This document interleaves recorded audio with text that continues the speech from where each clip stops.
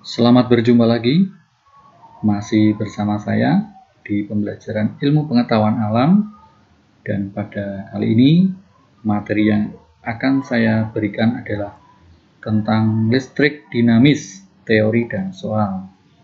Nanti ada 10 soal di dalam video ini yang harus kalian kerjakan. Oleh karena itu, silakan dipersiapkan buku dan alat tulis. Nanti soal-soal kalian tulis dan kalian kerjakan. Bila masih kalian menemukan kesulitan, silakan untuk di-replay kembali video ini. Oke, kita mulai. Listrik dinamis, teori dan soal. Masih kalian ingat? Tentunya ada istilah konduktor, isolator, dan semikonduktor. Konduktor itu adalah zat yang mudah mengantarkan arus listrik, contohnya besi, tembaga, dan seng. Sedangkan isolator adalah zat yang sukar mengantarkan arus listrik, misalnya plastik, karet, dan kayu. Lalu apa itu semikonduktor? Semikonduktor adalah zat yang pada kondisi dingin atau suhu rendah tidak dapat mengantarkan listrik. Akan tetapi pada suhu tinggi dapat mengantarkan arus listrik, misalnya silikon dan germanium. Soal yang nomor 1. Benda-benda berikut ini yang termasuk konduktor adalah A. Kayu, karet, kertas, B. Besi, tembaga, plastik, C. Germanium, silikon, dan besi, D. Tembaga, seng, dan besi.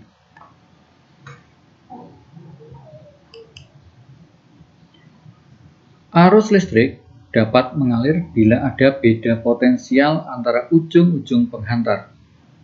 Semakin besar jumlah muatan listrik yang mengalir tiap satuan waktu, menyebabkan kuat arus listrik semakin besar.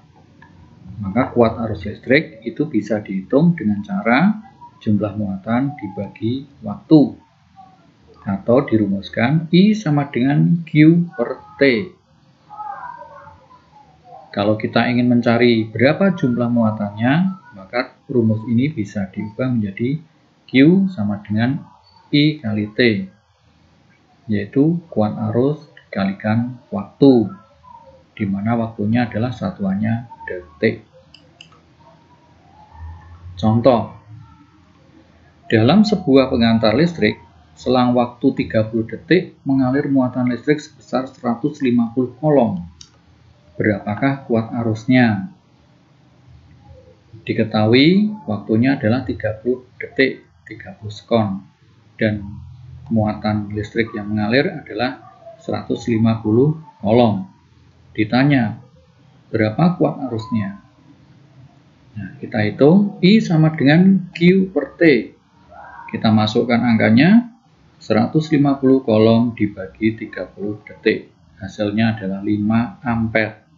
Jadi kuat arusnya adalah 5 ampere.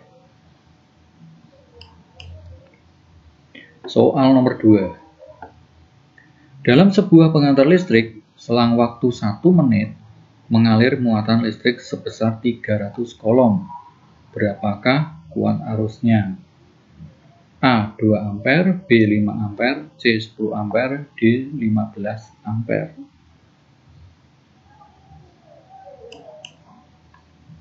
Soal nomor 3. Dalam sebuah pengantar listrik, selang waktu 1 menit, kuat arus listrik yang mengalir adalah 0,2 ampere. Berapakah muatan listrik yang mengalir? A 0,2 kolom, B 1,2 kolom, C 12 kolom, D 15 kolom. Kalian bisa menghitung menggunakan rumus seperti di penjelasan saya tadi. Hukum Ohm.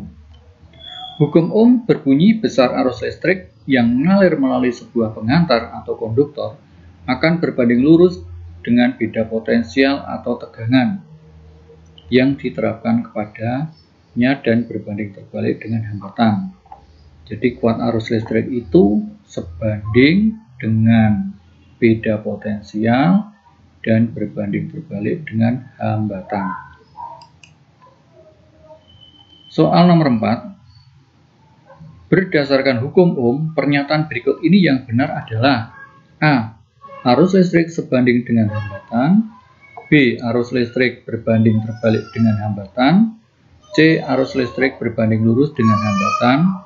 D. Arus listrik akan bertambah besar bila hambatan besar.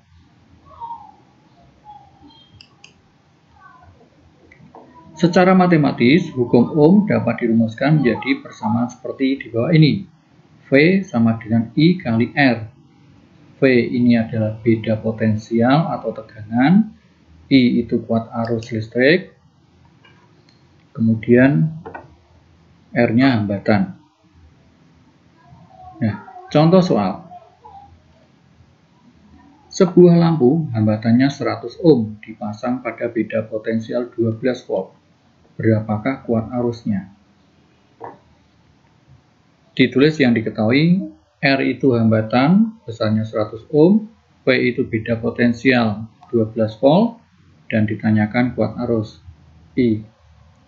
Kita masukkan ke rumus, I sama dengan V per R, sama dengan 12 dibagi 100, sama dengan 0,12 ampere.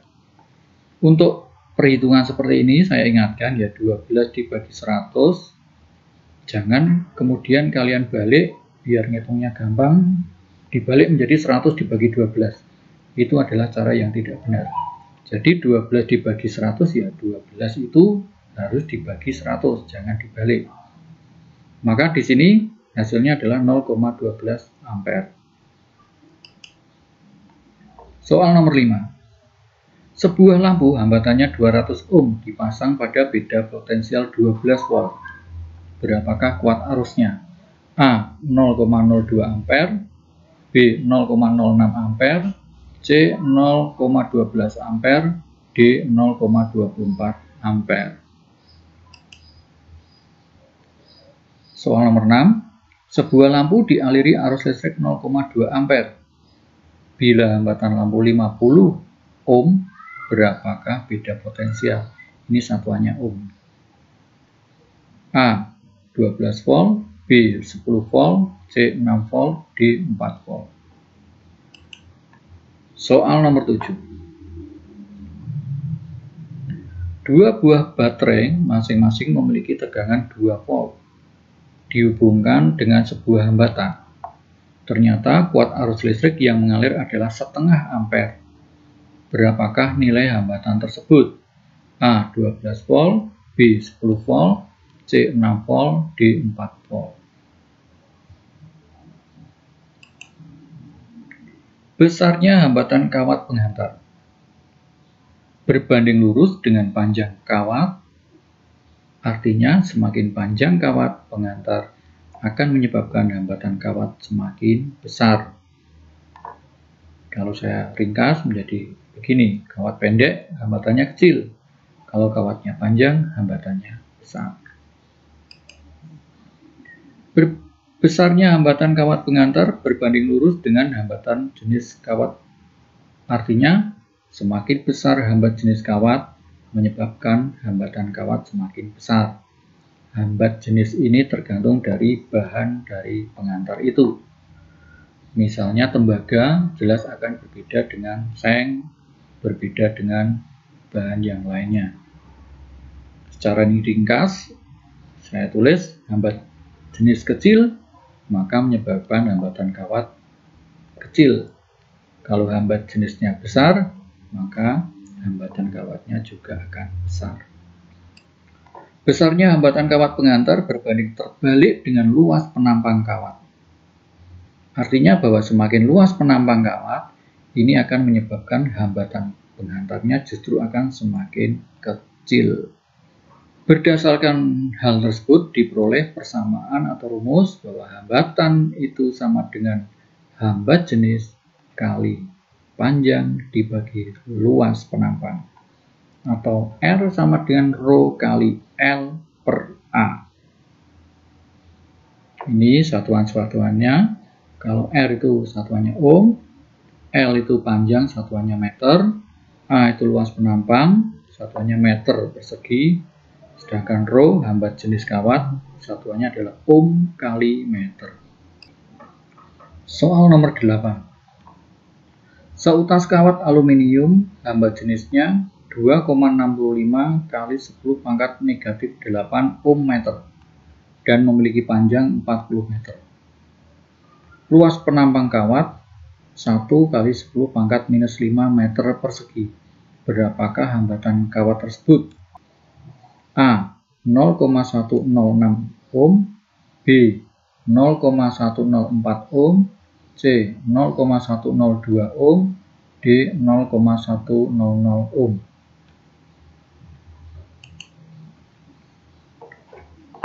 Soal nomor 9. Berikut ini yang tidak mempengaruhi besarnya hambatan kawat pengantar adalah titik-titik. A. Panjang kawat, B. Massa jenis kawat, C. Besarnya kawat, D. Hambat jenis kawat. Soal nomor 10. Besarnya hambatan kawat pengantar akan semakin besar jika titik-titik.